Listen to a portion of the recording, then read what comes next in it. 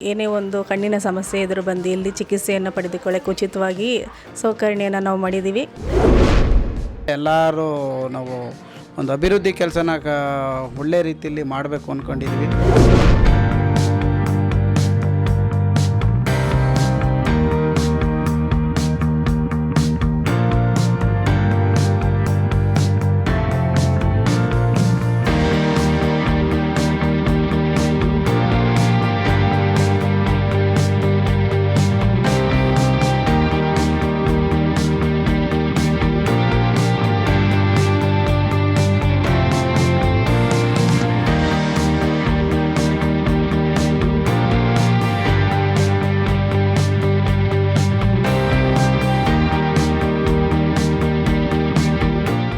ನಮಸ್ಕಾರ ವೀಕ್ಷಕರೇ, ಇವತ್ತು ಕಿತ್ನಳ್ಳಿ ಗ್ರಾಮ ಪಂಚಾಯತಿ ವತಿಯಿಂದ ಉಚಿತ ಆರೋಗ್ಯ ಶಿಬಿರವನ್ನು ಹೊಸದಾಗಿ ಅಧ್ಯಕ್ಷ ಆದಂಥ ಹೇಮಾವತಿ ಕೃಷ್ಣಪ್ಪ ಅವರು ಇವತ್ತು ಆಯೋಜನೆ ಮಾಡಿದ್ದಾರೆ. ಇಲ್ಲಿನ ಗ್ರಾಮಸ್ಥರಿಗೆ ಸಾಕಷ್ಟು ಅನುಕೂಲಗಳಾಗಿ ಆರೋಗ್ಯವೇ ಭಾಗ್ಯ ಅನ್ನೋ ಒಂದು ಒಳ್ಳೆಯ ದೃಷ್ಟಿ ಇಟ್ಕೊಂಡು ಇವತ್ತು ಇಡೀ ಪಂಚಾಯತಿ ಆದ್ಯಂತ ಎಲ್ಲ ಗ್ರಾಮಗಳು ಸೇರಿ ಇವತ್ತು 1000 ಜನ ಬಂದು ಸೇರ್ಕೊಂಡಿದ್ದಾರೆ. ಇವತ್ತು ಅದ್ರ ಬಗ್ಗೆ ಮಾತಾಡೋಣ ಬನ್ನಿ. ಮೇಡಮ್ ನಮಸ್ಕಾರ. ನಮಸ್ತೆ.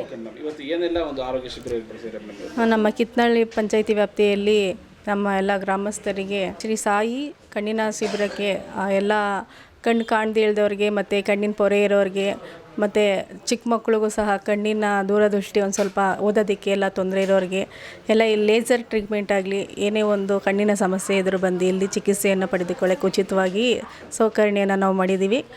ಮತ್ತು ನಮ್ಮ ಪಂಚಾಯಿತಿ ವ್ಯಾಪ್ತಿಯಲ್ಲಿ ಎಲ್ಲ ಗ್ರಾಮಸ್ಥರಿಗೂ ಸಹ ಸೌಲಭ್ಯ ಮತ್ತು ಕನ್ನಡಕ ಉಚಿತವಾಗಿ ಸಹ ಕೊಡಲಾಗಿದೆ.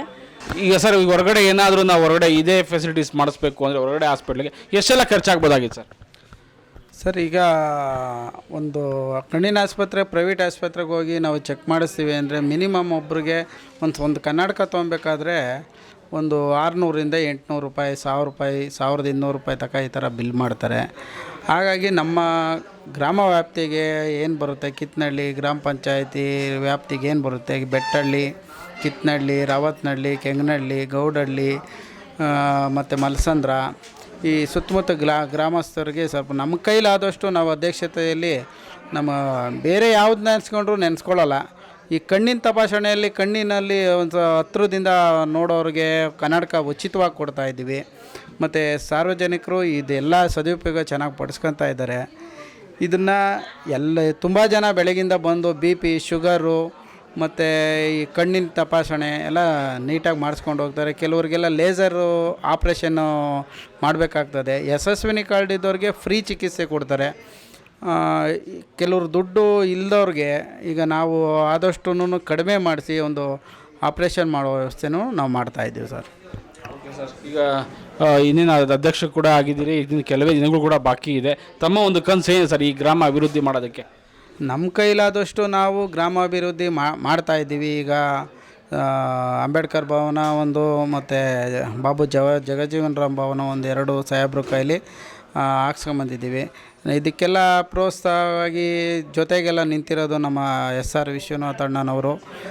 ಅವರ ಸಹಾಯ ಇಲ್ದಿರ ನಾವೇನೂ ಮಾಡೋಕ್ಕಾಗ್ತಾ ಇರಲ್ಲ. ಈಗ ಅವ್ರ ಸಹಾಯದಿಂದ ನಾವೊಂದು ಅಧ್ಯಕ್ಷ ಸ್ಥಾನ ತೊಗೊಂಡಿದ್ದೀವಿ.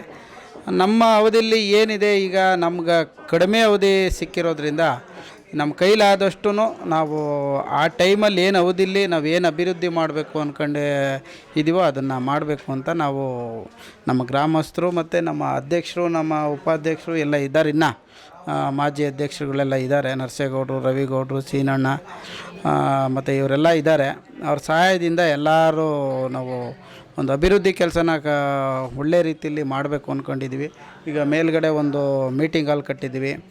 ಮೀಟಿಂಗ್ ಹಾಲು ಮತ್ತು ಇಲ್ಲಿ ಗ್ರಂಥಾಲಯ ಇದೆಲ್ಲ ಮಾಡಿದ್ದೀವಿ. ಇನ್ನೂ ಹೆಚ್ಚಿನ ಅಭಿವೃದ್ಧಿ ಮಾಡಬೇಕು ಅಂತ ನಾವು ಅಂದ್ಕೊಂಡಿದ್ದೀವಿ ಸರ್. ಇದಿಷ್ಟು ಅವರ ಮನದಾಳದ ಮಾತುಗಳು. ಒಟ್ಟಾಗಿ ಇಲ್ಲಿನ ಇವರ ಅಧ್ಯಕ್ಷರಾದಮೇಲೆ ಸಾಕಷ್ಟು ಅಭಿವೃದ್ಧಿ ಕಾರ್ಯಗಳ ಜೊತೆಗೆ ಜನರ ಆರೋಗ್ಯ ದೃಷ್ಟಿಯನ್ನು ಕಾಳಜಿಯಲ್ಲಿ ಇಟ್ಕೊಂಡು ಇವತ್ತು ಉಚಿತವಾಗಿ ಆರೋಗ್ಯ ಶಿಬಿರವನ್ನು ಮಾಡಿದ್ದಾರೆ. ಬಹುಶಃ ಇದು ನೀವು ಪ್ರೈವೇಟ್ ಹಾಸ್ಪಿಟ್ಲಿಗೆ ಹೋದರೆ ಅದರಿಂದ 15,000 20,000 ಖರ್ಚಾಗ್ಬೋದು. ಇವರು ಉಚಿತವಾಗಿ ಮಾಡ್ತಾ ಇದ್ದಾರೆ.